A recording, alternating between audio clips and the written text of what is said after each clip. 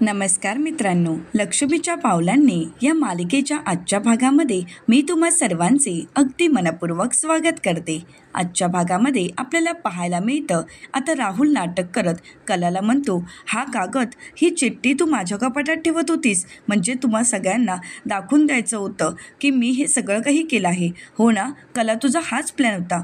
हे सगळं काही का करतेस कला तू? मला माहीत आहे कला, तू हे सगळं का करतेस, कारण मी चांदेकर नाही आहे आणि हेच तुला दाखवून द्यायचं आहे ना, मी चांदेकरांचा कोणीही नाही आहे, मी फडतरे आहे आणि यासाठी हे सगळं करतेस ना? नाही, मला याबद्दल आबांना, माझ्या दादाला, मामीला सगळ्यांना सांगावंच लागेल, मी सांगणारच आहे. असं म्हणत आता राहुल दरवाजापर्यंत जातो आणि मोठमोठ्याने हसण्याचं नाटक करतो आणि पुन्हा एकदा कलाकडे येतो आणि म्हणतो, काय गं कला, खरे तू काहीही करू शकत नाही.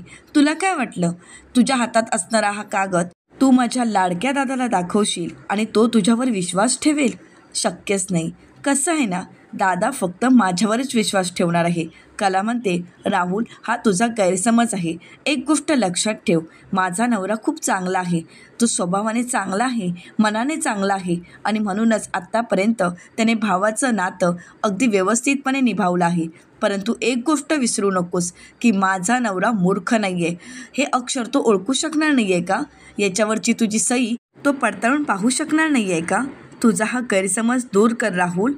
ज्यावेळी अद्वैत ही चिठ्ठी पाहील त्यावेळी त्याच्या लक्षात येईल की हे अक्षर तुझं आहे आणि हे सगळं काही तूच लिहिलं आहेस, हे विसरू नकोस. आता मात्र राहुल घाबरतो. आता काहीही करून कलाच्या हातातील ती चिठ्ठी आपल्या हातात घ्यावी यासाठी राहुल कलाला म्हणतो, आणि तू त्याचं काय करणार आहेस?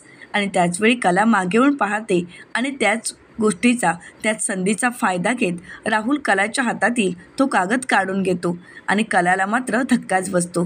राहुल म्हणतो, झालं, तुझ्या हातातील भक्कम पुरावा माझ्या हातात आला.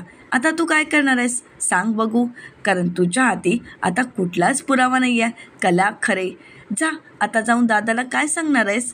मी ही चिठ्ठी लिहिली होती, परंतु आता ही चिठ्ठी, आता हा कागद मी फाडून टाकेन, जाळून टाकेन किंवा खाऊनही टाकेन, परंतु तुझ्या हाती पुरावा मिळणार नाही आणि आता तर तू काहीही करू शकत नाहीस. कला म्हणते, राहुल, मी काहीही करू शकणार नाही असं तू बोलूच नकोस. राहुल म्हणतो, हो का, मग मी तुला ओपन चॅलेंज देतो. कला, खरे पुढच्या 8 दिवसात आबा चांदेकर ज्वेलर्सची अजून एक ब्रांच माझ्या नावावर करतील आणि हो, हळूहळू हे चांदेकरांचं सगळं एम्पायर माझ्या मुठीत असेल. तू काय करणार आहेस? कला म्हणते, मी काय करणार हे तुला कळेलच. आणि हो, तुझं हे काही भ्रम आहे, तुझं हे स्वप्न आहे, ते स्वप्न तू पहा आणि ते पाहतच बसायचं आहे. आणि कसं आहे, अजून एक कागद लिहून ठेवायचा असेल तर तोही ठेव. मी तुला राहुल ओपन चॅलेंज देते. तुला नाही जर 8 दिवसात चांदेकरांच्या घराबाहेर काढलं तर नावाची कला खरे नाही, ही गोष्ट लक्षात ठेवायची आणि हे माझं तुला ओपन चॅलेंज आहे. असं म्हणत कला ही तिथून निघून जाते. आता मात्र राहुल पूर्णपणे घाबरून गेलेला असतो. आता राहुल आपलं कपाट आवरून ठेवतो आणि कलाच्या बोलण्याचा विचार करू लागतो. तेवढ्यातच रोहिणी आत्या येतात आणि राहुलला भानावर आणतात. राहुल मात्र दचकतो. राहुलला वाटत असतं की पुन्हा एकदा कला आली असावी, परंतु तिथे रोहिणी आत्या आलेल्या असतात. रोहिणी आत्या राहुलला विचारतात, काय रे, काय झाले नक्की? तर राहुल रोहिणी आत्यांना म्हणतो, काही नाही गं मम्मा, थोडा विचार करत होतो. रोहिणी आत्या म्हणतात, बरं, परंतु कसला विचार? पुढे आता काय ठरवलं आहेस तू? राहुल म्हणतो, काही नाही, आता डोक्यात हाच विचार चालू आहे की आबांचा विश्वास कसा संपादन करायचा. रोहिणी आत्या म्हणतात, मध्येच, आणि तुझ्या डोक्यात हा विचार असा अचानक कसा काय येऊ शकतो? नक्की काय घडलंय? राहुल घाबरलेला असतो. राहुल म्हणतो, काही नाही गं मम्मा, असाच विचार करतोय, कारण मला अजून जरी ह्या ब्रांच हातात घ्यायच्या असतील तर त्यासाठी आबांचा विश्वास संपादन करावाच लागेल ना, आणि म्हणूनच त्यासाठीच प्लॅन आखत होतो. रोहिणी आत्या म्हणतात, बरं ठीक आहे, परंतु जे काही करशील ते शांतपणे आणि सावधगिरी बाळगूनच कर. आणि हो, नक्कीच काहीतरी घडलंय असं मला तरी वाटते. राहुल म्हणतो, नाही मम्मा, अगं काहीच नाही घडलंय. आता राहुल मनाशीच म्हणतो, हिला जर कळालं आता जर काय घडलंय तर ही मला चेचेल. नाही, हिला सांगून काहीच उपयोग नाही. रोहिणी आत्या म्हणतात, परंतु कला आणि अद्वैत तुझ्यापर्यंत पोचले आहेत का? त्यांना काही कळालं आहे का तुझ्याबद्दल? राहुल म्हणतो, नाही मम्मा, कोणाला काहीही कळालं नाही. रोहिणी आत्या म्हणतात, बरं ठीक आहे. आता पुन्हा एकदा राहुल विचारात असतो. रोहिणी आत्या विचारतात, काय झालं? राहुल म्हणतो, काही नाही, डोक्यात विचार चालू आहेत. रोहिणी आत्या म्हणतात, बरं मी येते, तू फ्रेश होऊन घे, मी माझ्या रूममध्ये आहेच. असं म्हणत रोहिणी आत्या तिथून निघून जातात. परंतु कलाची भीती राहुलच्या मनात असते आणि राहुल घाबरूनही गेलेला असतो. तर दुसरीकडे कला रूममध्ये येते आणि सगळा विचार करू लागते. आत्तापर्यंत राहुलने केलेले सगळे फ्रॉड कलाला आठवू लागतात. राहुलने केलेल्या फ्रॉडबद्दल ज्यावेळी अद्वैतने राहुलला जाब विचारलेला असतो, त्यावेळी राहुलने वृद्धाश्रमाचं कारण पुढे केलेलं असतं. तर त्यानंतर नैनाताईला किडनॅप करण्यामध्ये राहुलचाच हात होता आणि त्यानेच मीडियाच्या माणसांना फोन केला होता, हे सगळं काही कलाला आठवू लागतं. तर रोहिणी आत्यांच्या सांगण्यावरून राहुलचं आयुष्य मार्गी लागावं यासाठी अद्वैतने केलेली सही, हे सगळं काही आठवताच कला म्हणू लागते की आत्तापर्यंत राहुलने खूप काही गोंधळ घातले आहेत, खूप काही कारस्थानं केली आहेत, परंतु या सगळ्यातून आता मलाच हे सगळं काही सगळ्यांच्या समोर आणावं लागेल. राहुलची कारस्थानं मला घरातील सर्वांनाच दाखवून द्यावी लागतील. तर दुसरीकडे अद्वैत कलासाठी मिसळ घेऊन येतो. अंजूला म्हणतो, अंजू एक काम कर, एक बाऊल घेऊन येशील का आणि प्लेटही घेऊन ये. अंजू ते सगळं काही घेऊन येते आणि त्यानंतर तिथून जात असताना ती डायनिंग टेबलवर असणारा शिऱ्याचा बाऊल घेऊन जात असते. अद्वैत तिला थांबवतो आणि विचारतो, हे काय आहे? आणि ज्यावेळी तो उघडून पाहतो त्यावेळी त्याच्या लक्षात येतं यामध्ये तर साजूक तुपातील शिरा आहे. अद्वैत म्हणतो, ते नको घेऊन जाऊस, राहून देत. असं म्हणत आता मिसळ बाजूला ठेवत अद्वैत त्या शिऱ्यावर ताव मारतो. अद्वैत कलाचं कौतुक करत म्हणतो, खरंच किती छान आहे ना माझी बायको, म्हणजे तिला माझ्या मनात सगळं काही आहे ते कळत असतं. माझ्या मनातील तिला सगळ्या भावना कळतात. आता माझ्या आवडीनिवडीसुद्धा कळायला लागल्यात. मला आवडतो तसं अगदी परफेक्ट शिरा बनवला आहे, पण मी सुद्धा काही कमी नाही. तिच्या आवडीची मिसळ मी आणलीच आहे आणि तिला अशी काही सजवून प्लेट देणार आहे की ती प्लेट पाहिल्यानंतरच ती खूप खुश होईल. आणि म्हणूनच आता अद्वैत प्लेट सजवायला घेतो. प्लेटमध्ये मिसळ, पाव, कांदा सगळं काही सजवत असतो. परंतु हे सजवण्याच्या नादात अद्वैतने डायनिंग टेबलवर चांगलाच पसारा केलेला असतो. परंतु त्या पसाऱ्याकडे दुर्लक्ष करत आता अद्वैत ती सजवलेली प्लेट कलासाठी घेऊन जातो आणि खुश होत म्हणू लागतो, हे बघ तुझ्यासाठी सरप्राईज. कला म्हणते, अजून एक मिसळ?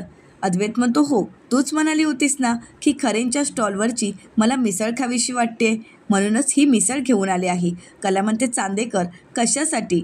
अद्वैत म्हणतो, तुझ्यासाठी. कला म्हणते, खरंच थँक्यू, परंतु आता माझा मूड नाही आहे, मला खरंच नको आहे मिसळ. अद्वैत म्हणतो, का? लेट झाला म्हणून?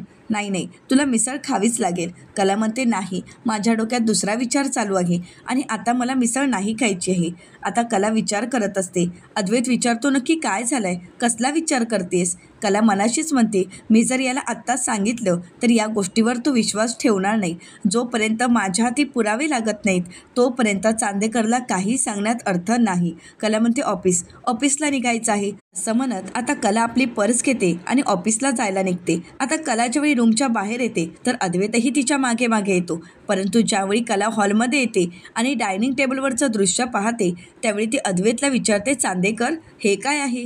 अद्वैत म्हणतो, हे मिसळ, तरी, पाव, कांदा. कला म्हणते, ते सगळं काही दिसतंय, परंतु हे काय केलंयस? अरे इथे मिसळ कमी आणि पसाराच जास्त दिसतोय.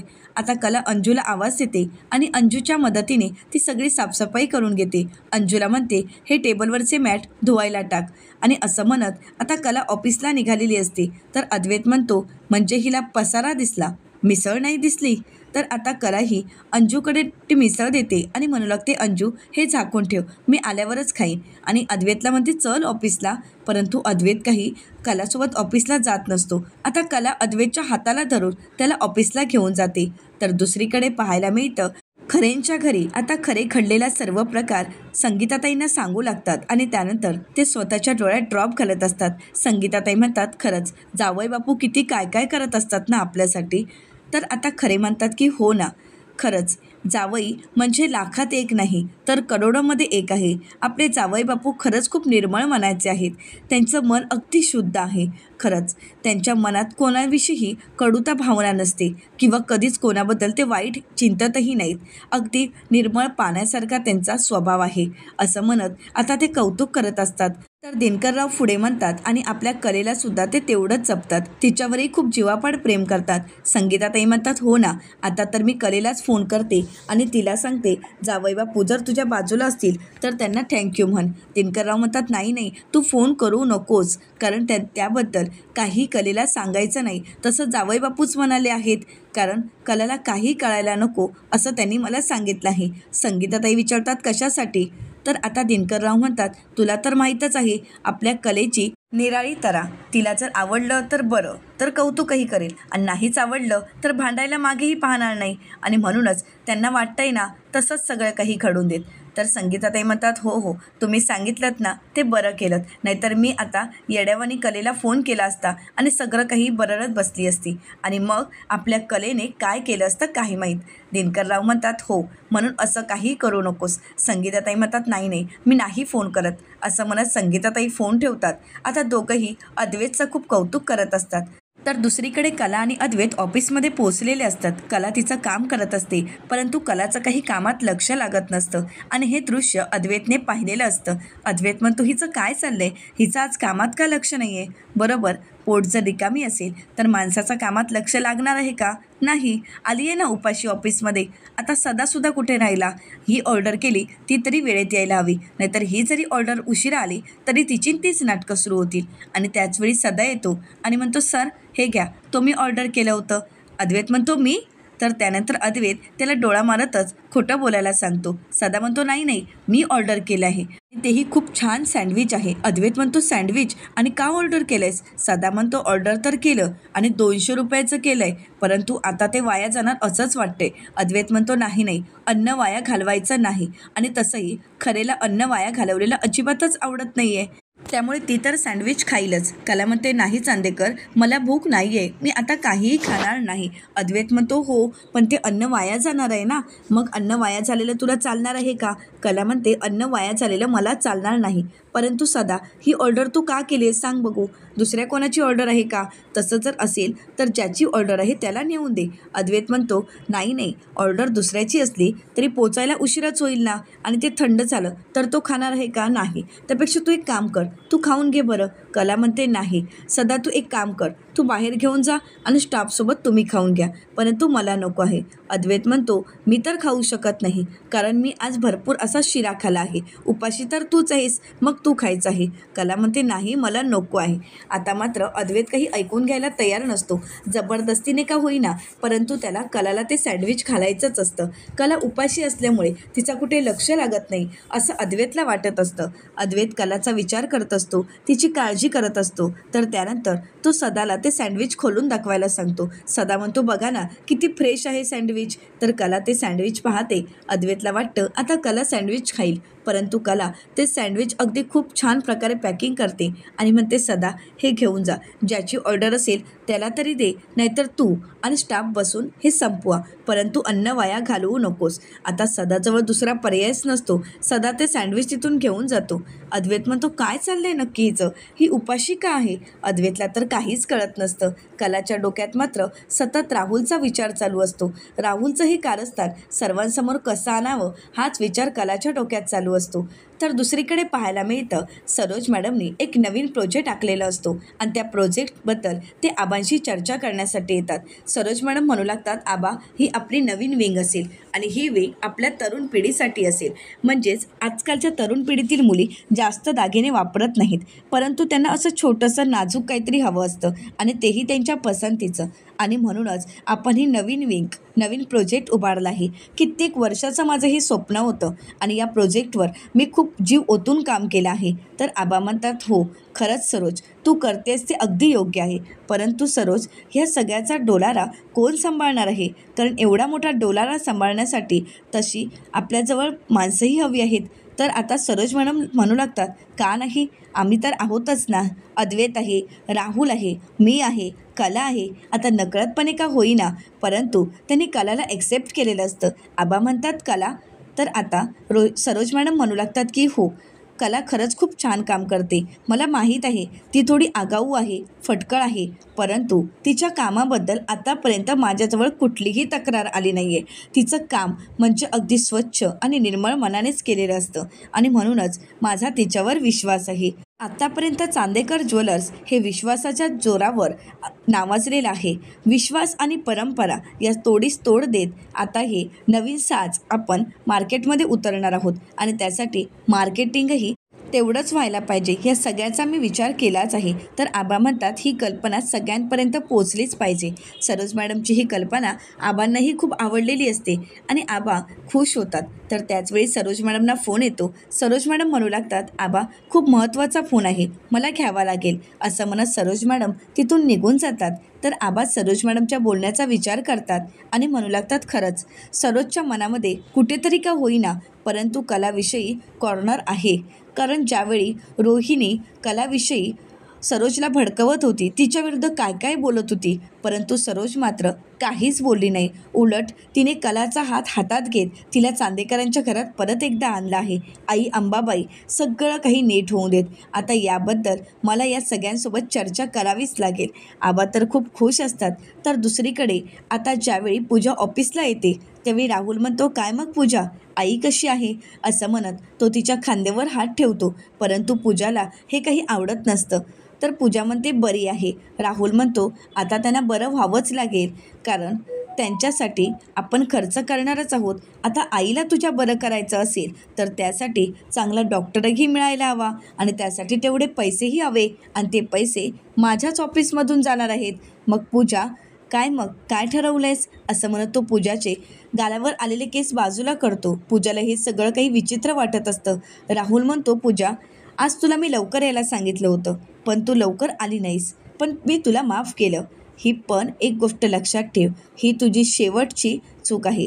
यापुढे तुझी कुठलीही चूक झालेली मला चालणार नाही. मी जेव्हा सांगेन तेव्हा तुला ऑफिसला यायला हवं, मी जेव्हा सांगेन तेव्हाच तुला जावं लागेल, कळतंय ना? नाहीतर एक गोष्ट लक्षात ठेव, तुला कामावरून काढायला मला उशीर लागणार नाही. तर आता पूजा म्हणते, नाही सर प्लीज असं काही करू नका. पूजा रडू लागते. राहुल म्हणतो, नको का रडूस. असं म्हणत तो तिचे गाल पकडतो. तिच्या गालावरचा तो स्पर्श मात्र पूजाला अजिबातच आवडत नसतो. राहुलचा हा विचित्र असणारा स्पर्श पूजाला खूप वाईट वाटत असतं. या सगळ्यातून पूजा खूप कंटाळलेली असते. राहुलला म्हणू लागते, सर प्लीज असं काहीही करू नका. राहुल म्हणतो, गप ग, रडत नको बसूस. आणि हो, मी जी कामं सांगितली आहेत ती तुला करावीच लागतील. पूजा म्हणते की हो येते मी. असं म्हणत पूजा तिथून निघून जात असते. परंतु राहुल पुन्हा एकदा तिचा हात पकडतो. परंतु पूजा त्याचा हात बाजूला करत तिथून निघून जाते. तर दुसरीकडे पाहायला मिळतं, कला मनाशीच म्हणते, फक्त विचार करून चालणार नाही, आता काहीतरी पाऊल उचलावंच लागेल. तिला राहुलचं ते बोलणं आठवतं आणि तिच्या लक्षात येतं की आबांनी जर एक ब्रांच राहुलच्या नावे केलं तर काय होऊ शकतं. आणि म्हणूनच कला म्हणते, नाही आता हे सगळं कुठेतरी थांबवायलाच हवं. यासाठी मला पूजाच मदत करू शकते. मला पूजाला भेटायला हवं. असं म्हणत कलाही पूजाला भेटण्यासाठी जात असते. अद्वैत म्हणतो, अगं थांब ना. कला म्हणते, आलेच मी. अद्वैत तिला थांबवण्याचा प्रयत्न करतो परंतु कला काही थांबत नाही. तर कला ज्यावेळी बाहेर येते त्यावेळी त्यांच्या स्टाफला कला विचारते, पूजा कुठे आहे? पूजाला मी बोलावलाही म्हणून सांग. तर त्या स्टाफमधील एक मॅडम कलाला म्हणू लागतात, नाही मॅडम, पूजा तर तिच्या डेस्कवर नाही आहे. तर कला म्हणते, बरं ठीक आहे. आणि त्याचवेळी कलाही पूजाला पाहते. पूजाही राहुलच्याच केबिनमधून बाहेर आलेली असते. तर कला म्हणते, पूजा अगं काय झालं आहे? पूजा म्हणते, काहीच नाही. तर कला म्हणते, बरं ठीक आहे, तू जे मला राहुलच्या ब्रांचबद्दलच्या डिटेल्स दिल्या होत्यास त्याबद्दल पुढे अजून काही कळालं आहे का? पूजा म्हणते, नाही अजून तरी माझ्या हाती काहीच लागलं नाही. कला म्हणते, बरं ठीक आहे, पण पूजा पुढे आपल्याला अजून काहीतरी करायला हवं. तर पूजा म्हणते, मला जरा महत्त्वाचं काम आठवले, मी येतेच. असं म्हणत कलाचं काही ऐकून न घेता पूजा तिथून निघून जाते. कलाला मात्र पूजाचं वागणं खूप विचित्र वाटत असतं. कला म्हणते, ही पूजा अशी का वागत आहे? मी ज्यावेळी तिला परवा फोन केला होता त्यावेळीसुद्धा तिने उचलला नाही आणि आतासुद्धा ती खूप विचित्र वागत आहे. काय झालं असेल नक्की? कला विचार करू लागते. तर येणाऱ्या पुढील भागामध्ये आपल्याला पाहायला मिळतं, आता आबा कला, अद्वैत, सरोज मॅडम, रोहिणी मॅडम आणि राहुल यांच्यासोबत चर्चा करण्यासाठी बसतात आणि म्हणू लागतात, सरोजने एक खूप छान असा प्रोजेक्ट आखला आहे आणि येणाऱ्या या युवा पिढीसाठी तो प्रोजेक्ट अत्यंत उत्तम आहे आणि म्हणूनच या प्रोजेक्टची, या विंगची मी जबाबदारी सरोज आणि कला या दोघांवर सोपवत आहे. आता हे ऐकल्यानंतर कलाला धक्काच बसतो. तर दुसरीकडे अद्वैतला मात्र हे खूप आवडलेलं असतं. तर आता अद्वैत गुलाबाचं फूल घेतो आणि कलाचं अभिनंदन करण्यासाठी तिच्या समोर येतो. अद्वैतच्या हातून गुलाबाचं फूल कला घेताच अद्वैत म्हणू लागतो, कॉंग्रॅच्युलेशन. तर कलाही थँक्यू म्हणत त्या गुलाबाच्या फुलाचा स्वीकार करते. आता हळूहळू का होईना, परंतु अद्वैत आणि कलाच्या नात्याला एक नवीन सुरुवात झालेली असते. बिझनेसमध्ये कलाने आपलं स्थान एक रोवलेलं असतं, परंतु आता अद्वैतच्या मनातील स्थान कला अजून कशाप्रकारे मोठं करेल आणि अद्वैत आणि कला यांच्यातील प्रेमळ क्षण कशाप्रकारे फुलत जातील. चांदेकरांची आदर्श सून म्हणून कला सर्व जबाबदाऱ्या कशा निभावेल आणि राहुलचा काळा चेहरा सर्वांसमोर आणण्यामध्ये कला यशस्वी ठरेल का, अशा असंख्य प्रश्नांची उत्तरं लवकरच आपल्याला पाहायला मिळणार आहेत. मित्रांनो, अशाच मालिकांचे नवनवीन अपडेट पाहण्यासाठी प्लीज चॅनलला सबस्क्राईब करा. आजचा व्हिडिओ कसा वाटला हे कमेंट करून नक्कीच कळवा. आणि हो, तुम्हाला जर व्हिडिओ आवडला असेल तर व्हिडिओला लाईक करायलाही विसरू नका. व्हिडिओ पाहिल्याबद्दल तुम्हा सर्वांचेच अगदी मनपूर्वक धन्यवाद.